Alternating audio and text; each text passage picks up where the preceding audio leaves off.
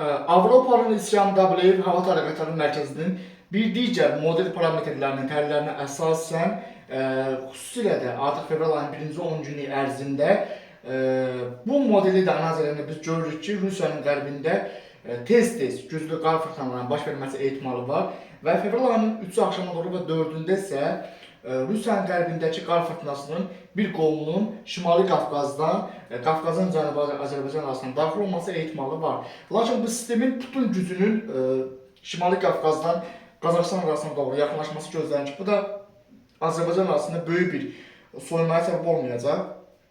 Fevral ayının 3-ü axşama doğru və 4-ündə qısa müddətli kəsim dəyişiklik ehtimalı var, lakin başında qar yağması ehtimalı yoxdur.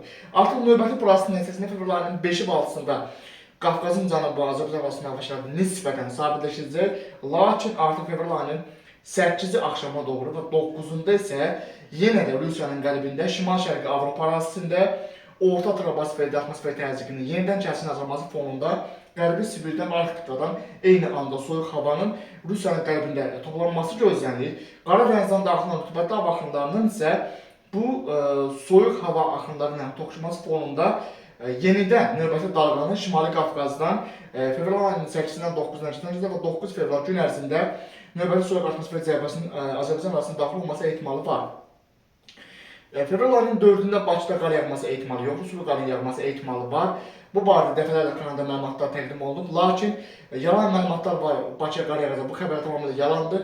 Rəsmi məlumatlara əsasən Bakıda qarın yağması ehtimalı yoxdur.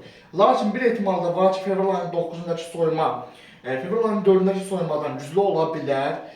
Bu barədə yenilənmiş məlumatların təhlilləri kanalda yayımlanacaq. Əgər bu real zaman ərzində fevral ayının 9-undakı soyuq hava dalğasının kifayət güclü olması baş verərsə, artıq Xəzər dənizindəki su temperaturları da imkan verir ki, şimaldan daxil olan soyuq hava artıq yumşalmadan Qafqazın cənubuna daxil olsun. Yəni bu yumşalma, soyuq havanın yumşalması bir xeyli zəif olarsa və bu soyuq hava olduğu kimi Abşeron arasında daxil olarsa real zaman ərzində, onda fevral ayının 9-unda Bakıda qar yağması ehtimalı var. Bu ehtimal zəifdir, lakin bu sistem güclənə bilər. Yenilənmiş məlumatların təhlilləri kanalda yayımlanacaq.